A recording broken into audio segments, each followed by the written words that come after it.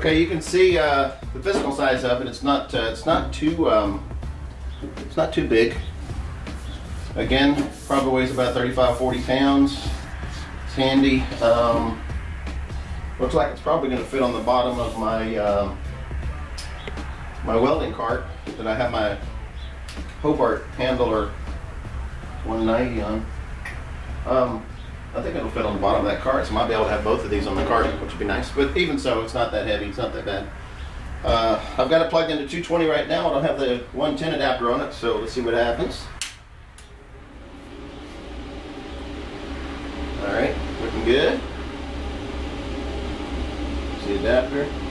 I'm thinking about putting the adapter on. All right, max up to 39. Come on, 40. Hey, I think I got ripped off. It only goes to 39. What the hell? And then looks like minimum flow is 14. So got it on the bottom end. I'm just a little short on the top end. That's what she said. Okay. So for the 220 seems to be working just fine. And I'm going to go ahead, shut it down, plug in the adapter, and make sure that it runs on 110. Guess we have a time off delay. Probably cooling off period. Yeah, there we go. All right, so that's 220. Now we'll go with 110. Okay, I have it plugged in on 110 now with the adapter that came with it, and obviously there's a ground lug on it, so you have to use an extension cord with the ground lug. Just to check, 14,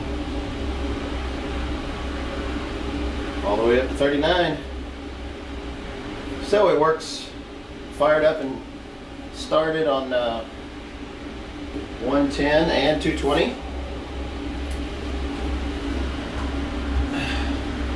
A nice little cooling fan in the back here.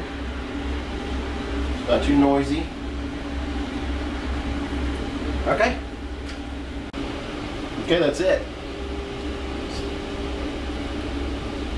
Started up and ran on 110 and 220.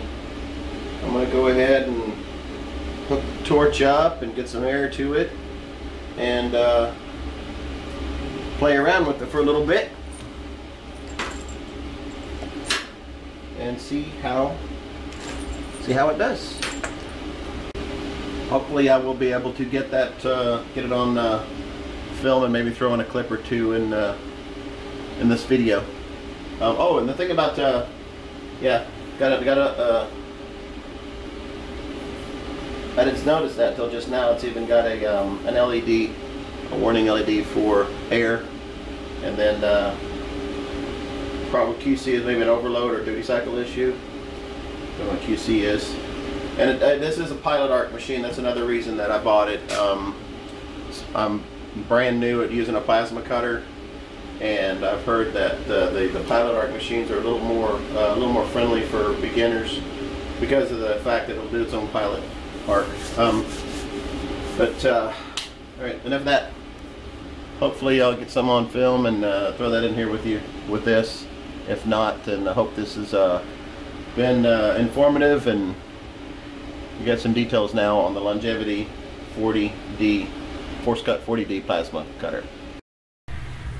Okay, checking back in. I went ahead and opened the plastic container. What this actually is, this is a face shield for when you're cutting. It's just a little handheld shield in case I guess you don't have a helmet. But I opened that package. It did have the lens, the hand shield, handle for it. It did come with clamps. I wasn't sure if it had clamps or not, but it did come with 2 clamps, which is handy. I'm always starving for little clamps like that. And then it came with I guess this is a hammer right here. Hello, focus. Oh well, you see, it's a brush and a hammer. That's it. That's what was it. That was the rest of the stuff in the small plastic package.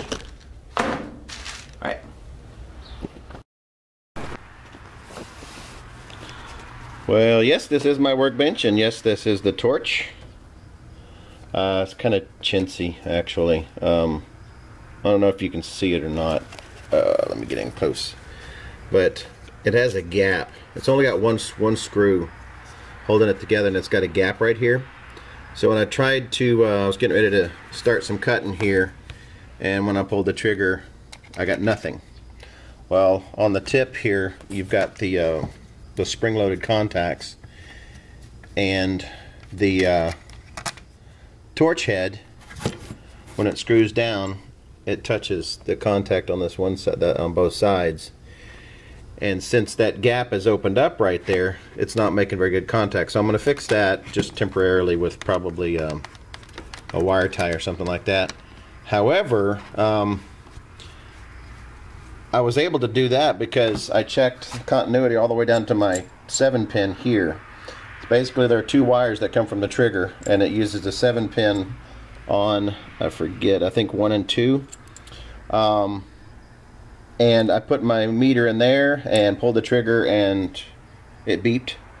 So that had continuity, had a closed switch, but that's a good thing. Well, when I put it in the 2-pin plug, I got nothing. And right out of the box, bing bing, we have, Houston, we have a problem. So yeah, I need to get my soldering iron and see if I can't solder that back together.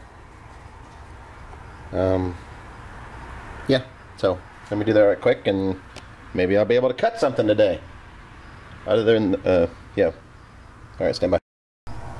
Okay, mission accomplished. I got my old trusty soldering iron there, and put a little bead of some solder on it, and it took. It's probably lead-free stuff nowadays. I have some old, I've had that stuff for 20 years probably, but I know they're older than lead-free environmental stuff nowadays.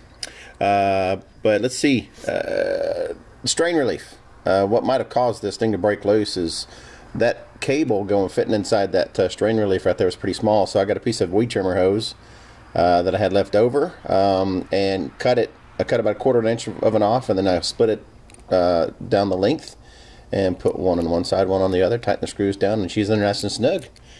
So let's let me stick my meter on there, and I'll pull the trigger, and let's see what happens. Got one there, got one here. Okay, yep, meter's on. Pull the trigger. Yay! Success! Alright, now let's cut some stuff.